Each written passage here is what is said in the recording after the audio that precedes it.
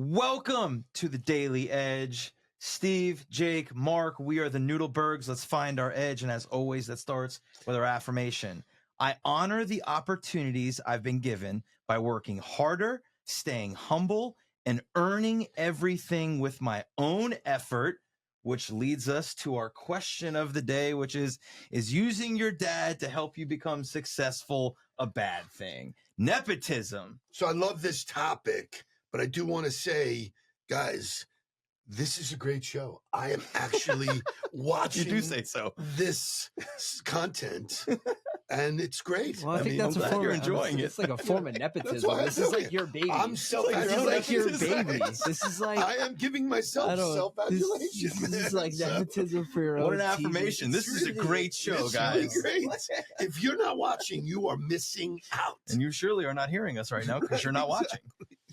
So, question. Getting back to the question, Yeah, so you guys- is I've it a lived it. bad? I've Is it a lived it. bad thing?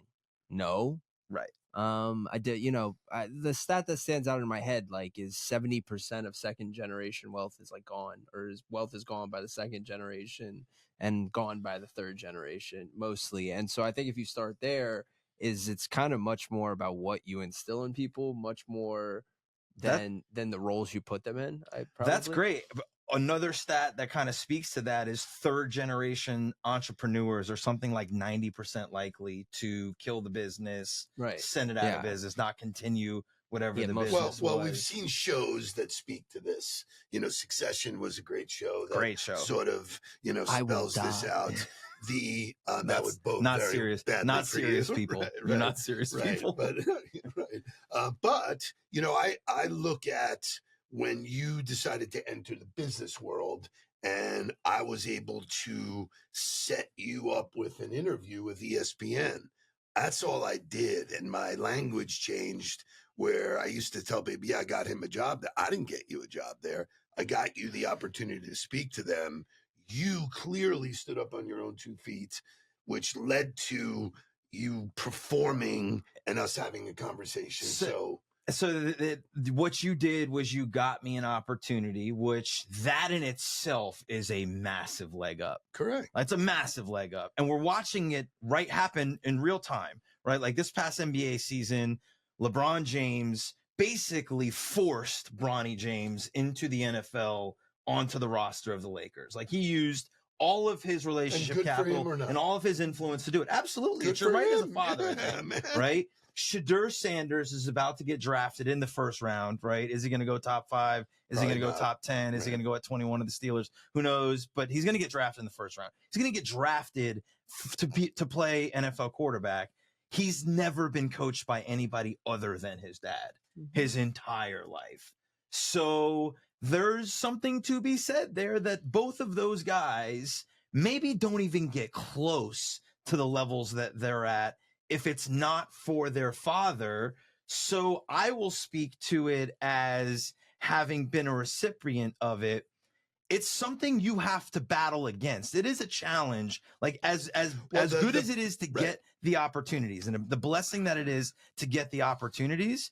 You then have to go against, oh, well, your dad got that for you, or, oh, your dad did this for you. And everybody wants to immediately discount any work that you've done for yourself. That assumption lives that, oh, you're doing this for your son or your daughter or whatever, but I go back to the movie The Godfather, where he says, I apologize, I spoil my kids. Right. And that's why second and third generation generally has a poor performance record, because, what it took for me to become an entrepreneur, there was, my dad was great, but he didn't pave the road for me. I had to do it. And it was so you have the advantage. Correct. But you know what? You're going to go places I couldn't. But nepotism comes from anything. It comes from your kids. It can come from your somebody from your alma mater. You can find any reason to promote somebody. So it's very interesting. And I don't know that I think our shelf life of caring how somebody got to the role is very small. Right? You're either doing it or you're not doing it. And so right? the runway for you're either going to do it or you're not is going to tell all of us. And so I think we assume if somebody gets raised there without the proper qualifications. I know, like we always talk about coaches going, how did they get here? Well, you look at their path, or they don't have the right, or they haven't earned the right to be there. I don't know. It's a part of life, and you have to accept it. So yeah, I like it's what a you're reality. telling- I But like- so you're not gonna I tell had this somebody not battle to in my do head it. because you brought up a good point, right? That like, well, really, you could just say that anybody who helps you get anywhere is nepotism. That's sort of true, and I had this Very true. in It's preparation for the show, but nobody does it like a parent. Nobody's gonna go as hard as a parent does. Or nobody doesn't do it like a parent. Some parents just block it. They're not, oh, I had to do it the hard way. You got to do it the hard way. It was like, which is complete horseshit. You know, it's like, you know what I mean? So there's all kinds of mindsets that I've dealt with entrepreneurs and business people and their kids. You know, some want to make it easy, some want to make it hard. The reality is, you know, they talk about the 5 people you surround yourself with. Yep. You know, well, just surrounding yourself with people is not important. Yep. It's who supports you. Yep. I supported you and your vision because that's what I wanted to do. I saw that and I wanted you to be better than me. Well, that took a lot. That was a big paradigm shift. Like, I could give him everything I have, and the combination of who you are and what I teach you, you're going to be better. Yep.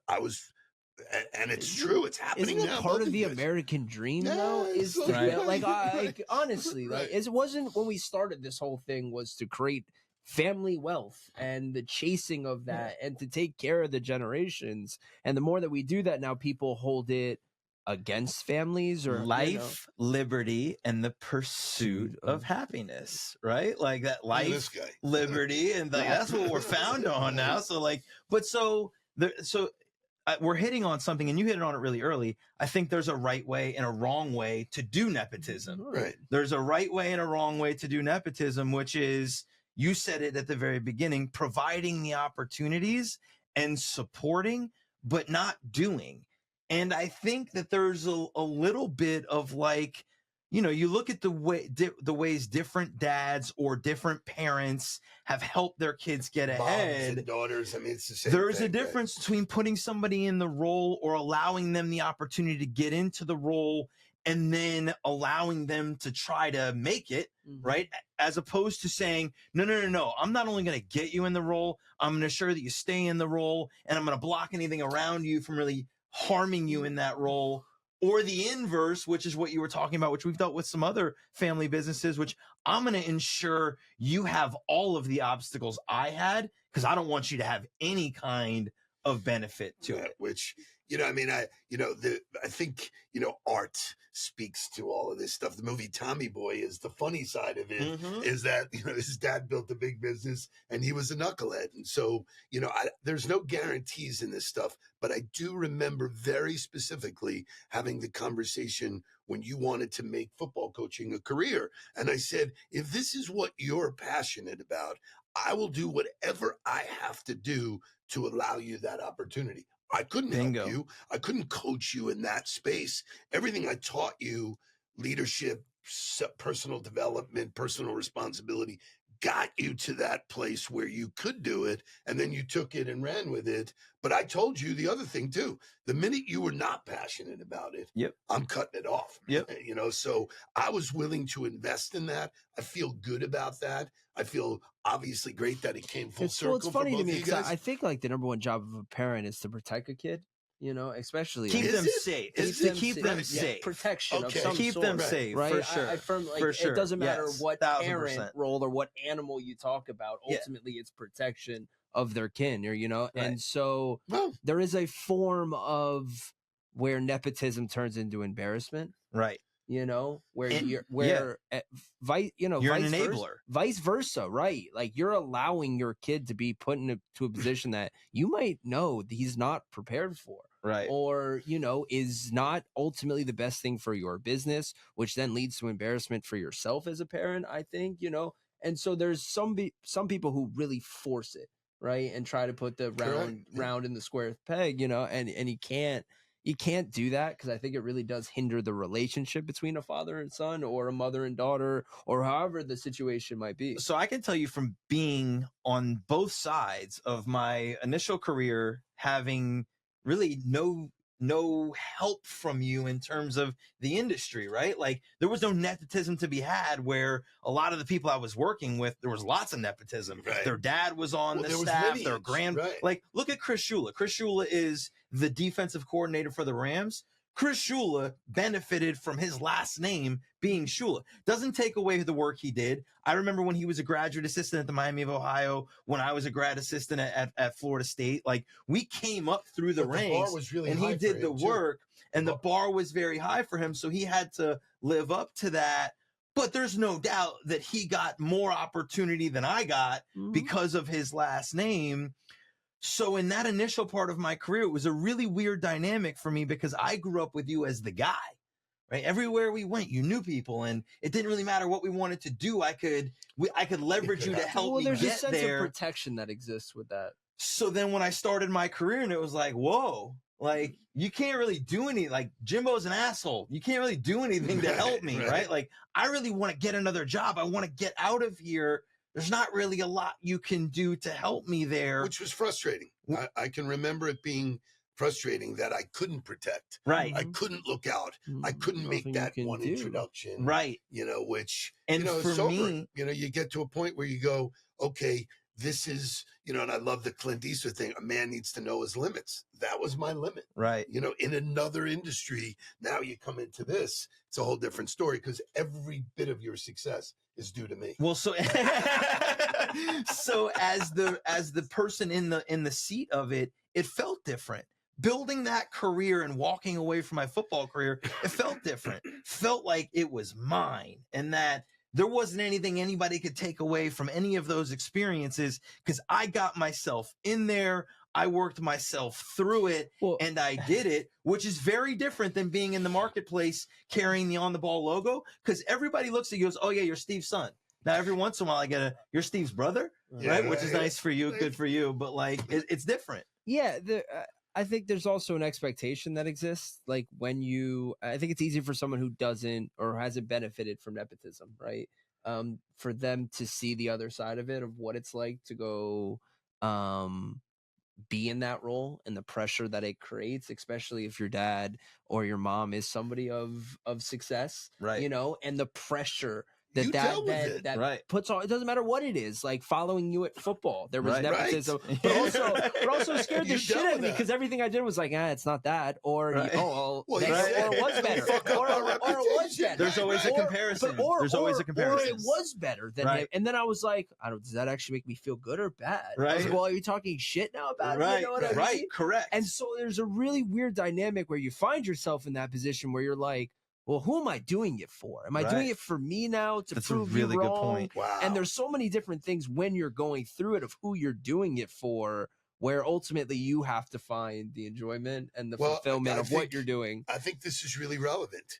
You didn't find your lane until middle of last year. Yeah. You were like, I don't want to be, you didn't want to be me. You didn't want to be him. You had layers of shit to deal with. If we're talking about us specifically, like it wasn't like there was this massive running company and we just came in and we worked our way up from being sales guy. Like there weren't systems and processes that existed. The there company was had nothing. Basically stalled. There was nothing, done. right? Yeah. And so it wasn't like we joined the family business. Now we took years of branding equity and name equity in order to help us, right? But it wasn't that true nepotism where I feel like we came home and was like, here you go do it. But to everybody else's perspective in the marketplace, it was right, which is so interesting because like perception is reality for everybody else. Me, it's very Gary V-esque. It's that here I have a kernel of an idea. Now you guys go build on and iterate it in a way that I can't think about it or don't normally think about it.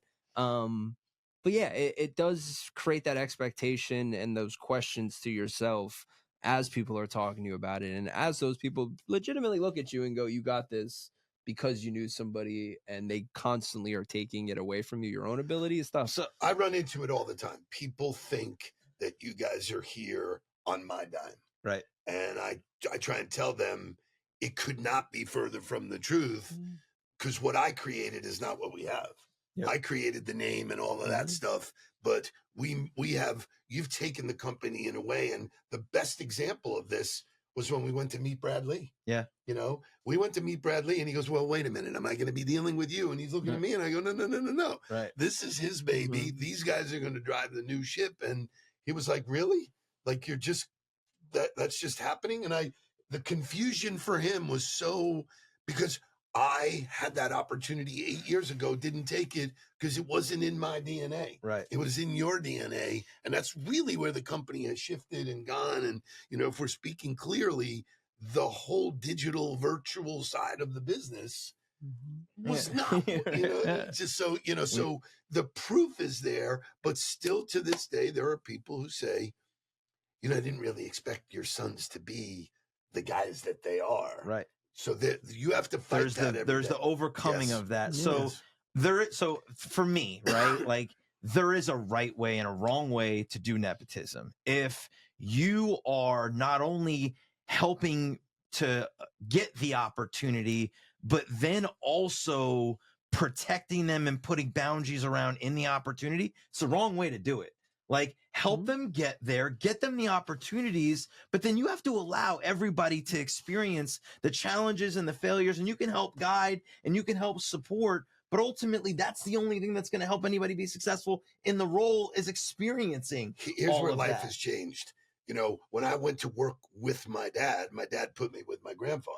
Right. Right. And my grandfather knew no other way but to break my balls. Right. And to the point where I was like, I'm your grandson. Don't I get any kind of, you know, grace here? And he was like, fuck no. Right. You get worse. Right. Yeah. Right. You know? Right. And so he drove me and clearly said to me, every time I knock you down, you'll get up stronger.